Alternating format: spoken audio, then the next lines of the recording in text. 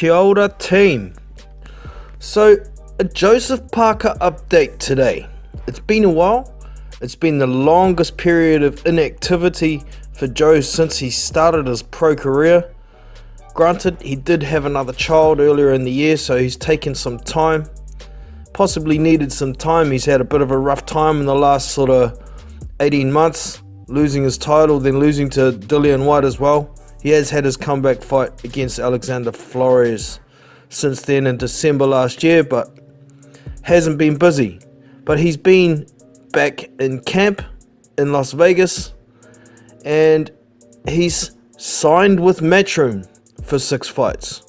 And at the end of this video, I'll play the audio from the announcement so you can have a good listen, and we'll go from there. But it's not officially announced yet. I have an article here that talks about the date and venue and the opponent for Joseph Parker's next fight, and it will be this month, June 30th. He will be fighting Eric Molina in Providence on his first fight on his new Matchroom contract. So he's signed for 6 fights with Matchroom and DAZN, right? So it's not a huge fight. I mean, it's a fight, right?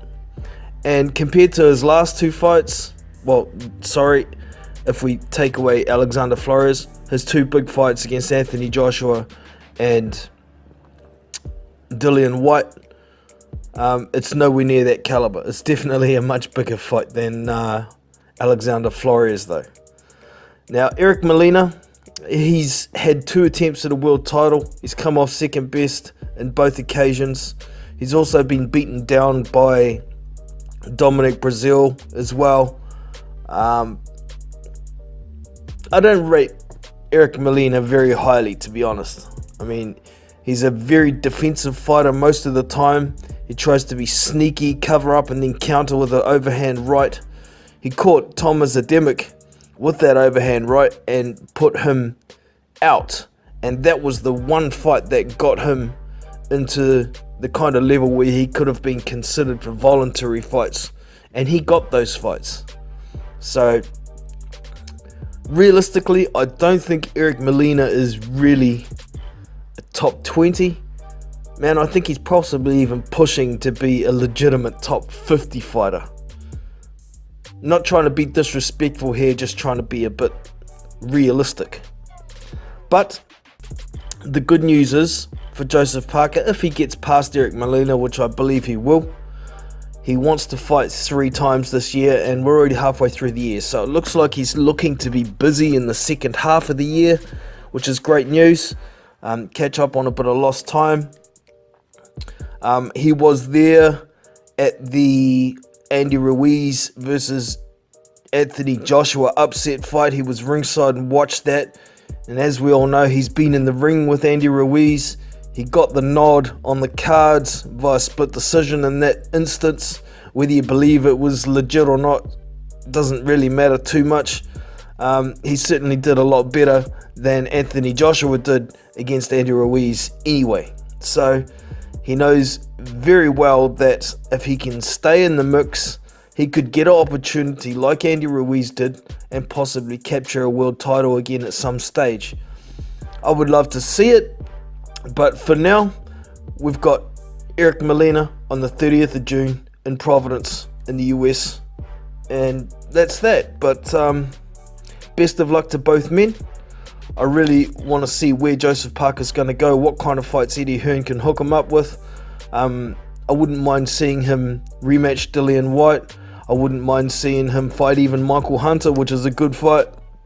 There's a few Matchroom heavyweights there as well. I mean, depending on what happens with Anthony Joshua and Andy Ruiz, it's a possibility we may see a Parker versus Joshua fight again down the track. You know, the possibilities are all there. Hoping we will see something good for Joe in the latter part of the year. Those last 2 fights, I'll be interested to see what type of fights he can get into if he gets past Eric Molina. So let us know your thoughts on Eric Molina as an opponent, how you think the fight might go. Personally, I think it's only going to go 6 to 7 rounds. But yeah, get some conversation going. Now check out the audio at the end of this video for the announcement about Matchroom and what's going on with Joe and Eddie and Kevin. They're all there. So I hope you've enjoyed the video. I'll catch you in the next one. Big Boys Boxing, we out. See you! We felt this was a great opportunity and great moment to announce our latest addition to the Matchroom Boxing Sky Sports DAZN team in former WBO heavyweight champion of the world, Joseph Parker. At 27, we feel this young man has absolutely everything to give to the sport and the division. And what a time to be part of that division. I think underneath the champions right now, there are so many great fights to be made. And whilst we're not necessarily getting the top 1 or 2 fights that we all want and we need, there are so many opportunities to make so many great fights in the division. If you look at the heavyweights now aligned with Matchroom and DAZN and Sky Sports, and I'll probably forget 1 or 2, but Anthony Joshua, Dillian White, Alexander Usyk, Joseph Parker, Alexander Povetkin, Gassiev, Hunter, Takam, Chisora, Allen, Price, anyone else? Hrgovic. I mean, this is 12 or 13 of probably the top, certainly the top 20 in the division now aligned with us. So it's a great opportunity for these guys to meet.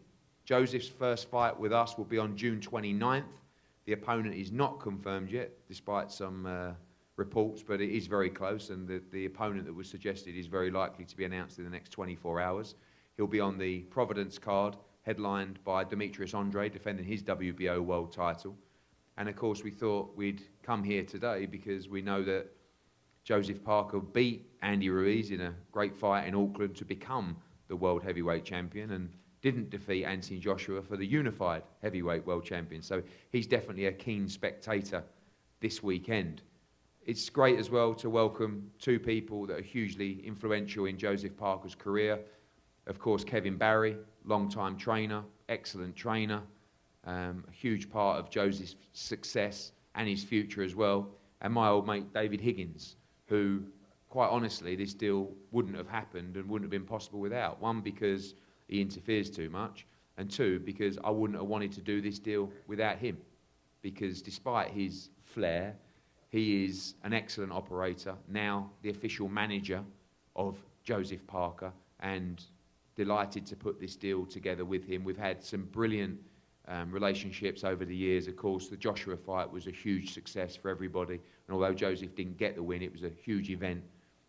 And of course, moving into the Dillian White fight, which I think now probably came too soon for Joseph Parker after that defeat, but what a fight it was, what a 12th round it was that really could have gone either way. So delighted to be working as a team, and I think we have a great team now moving forward. We're very excited about the future for Joseph Parker, and that all begins on June the 29th in Providence. And I'm going to pass over now to David Higgins to say a few words. Hey, thank you everyone, and look, I endorse everything Eddie said. And I feel that as a team we now have the best of both worlds. My contract with Joseph Parker ended on March 26, and we had a great 6 years. We made New Zealand history. First ever New Zealand of Samoan descent to become heavyweight world champion, defended it. The Joshua fight, I think, was one of the biggest events in the world by revenue. And it says something for our trust in Eddie Hearn that those revenue share deals, they can get tricky, they can end in litigation. We did 2 massive revenue share deals, we never even had an argument. So as much as I like to mock Eddie, I mean, look at him. but I really like what he's doing for boxing, the vision for DAZN. I think his legacy, they're going to revolutionise the sport. So for me, Joseph Parker now has the best of both worlds.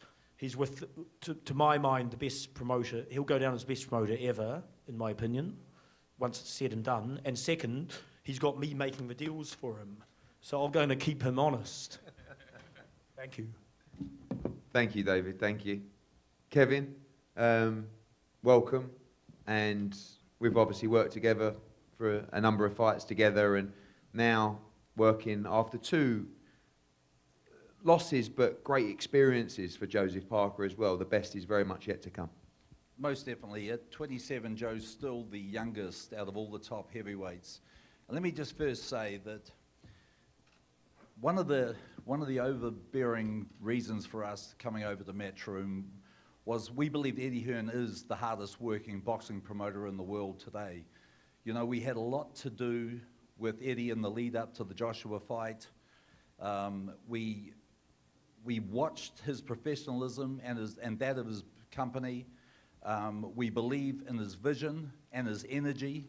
And David and myself, especially Dave, we sat down with everyone over the last couple of months because, you know, this is the next phase of Joseph Parker's career. We've just gone into our 7th year as a professional, and it was very important for us that we were going to be with somebody who we want to stay with, and somebody who we believe would give us the opportunities, somebody who we believed had the vision to take Joseph Parker, to believe in what we see in Joseph Parker and take him back to the heavyweight title.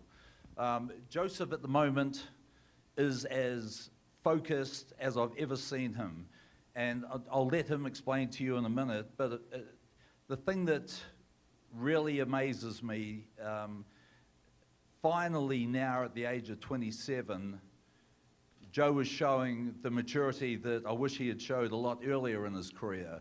We started our training camp 4 weeks ago, and Joe came back into camp at 110 kilograms, which is Joe's fighting weight. Never ever in the 6+ years that I've worked with him has he come back to camp on fighting weight. You know, over the last 4 weeks, we've had a lot of discussions. Joe said to me on several occasions, what the hell was I doing? Why wasn't I coming into camp in shape? And I said, mate, simply you weren't ready. You weren't prepared to make that sacrifice, that dedication. You thought you could do it all in training camp, and he did. We had a tremendously successful run.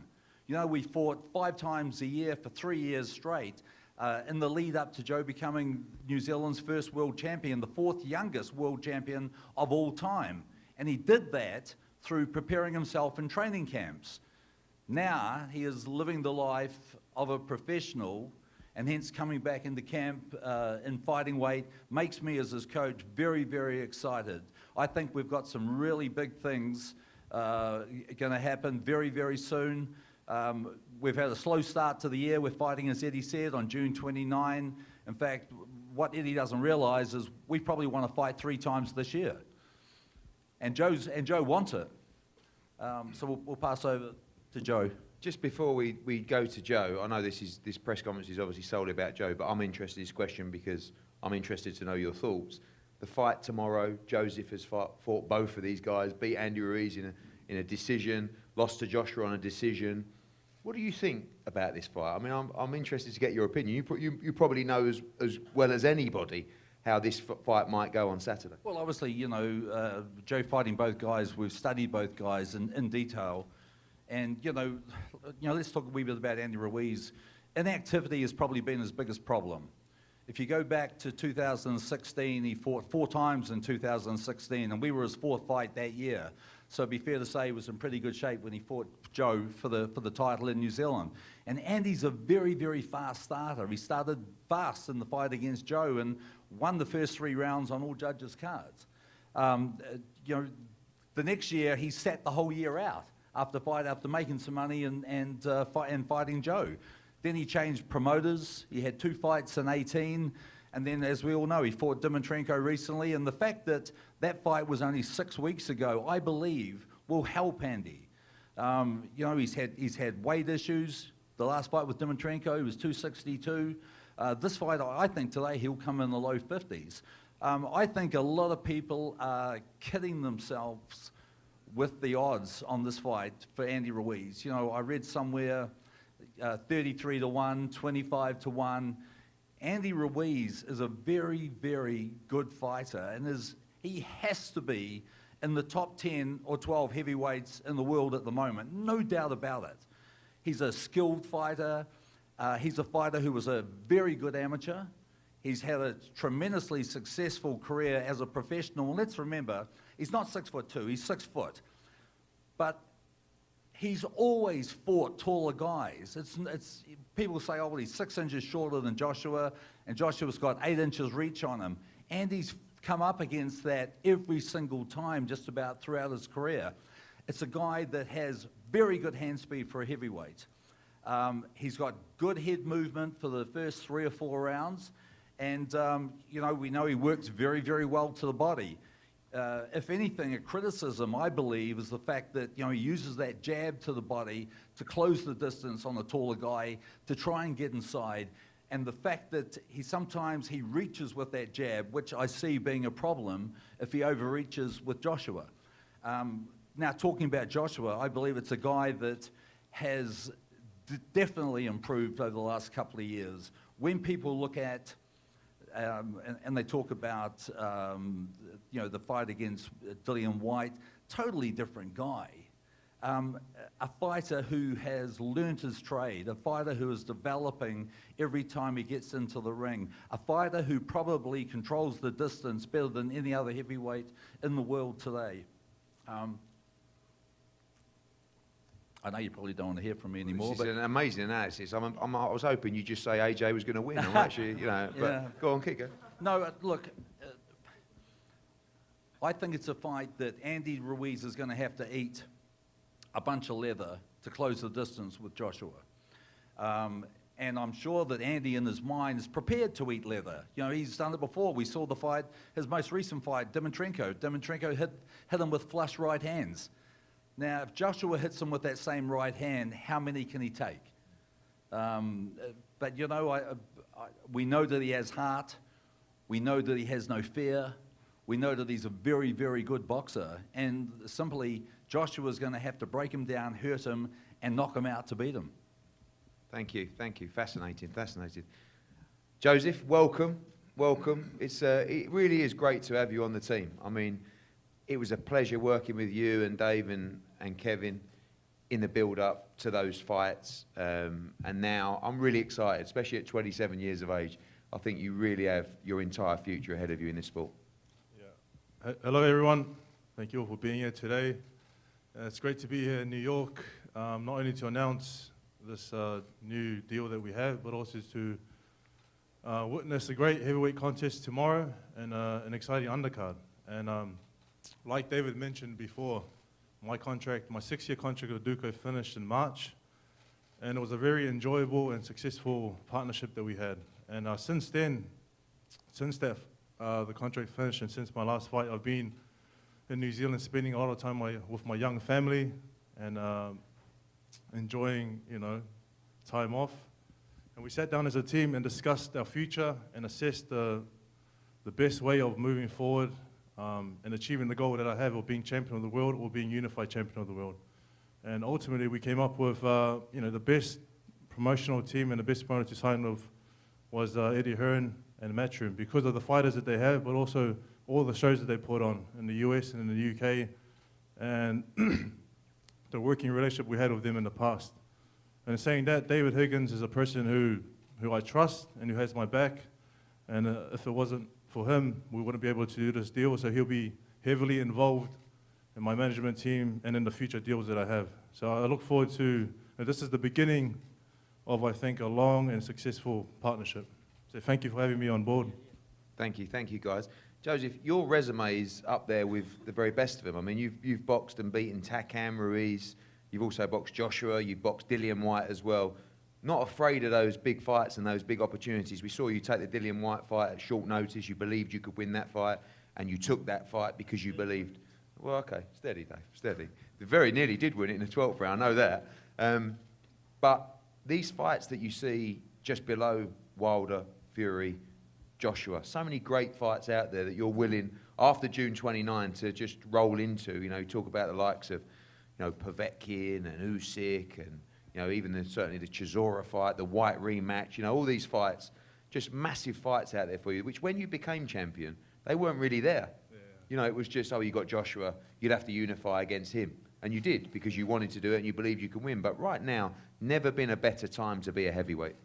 I think this is the best time to be a heavyweight. And like you mentioned, as a team, we're not scared, and we don't shy away from challenges or we don't shy away from fighting the best in the world. We know where we stand at the moment, and we're in the phase of we're rebuilding again.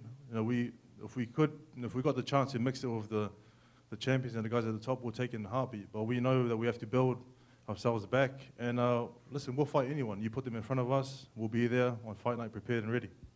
We look forward to some great nights ahead. But first, June 29, Dunkin' Donuts Centre, Providence, Rhode Island, on the undercard of Demetrius Andrade against Maciej Sulecki, the return of Joseph Parker.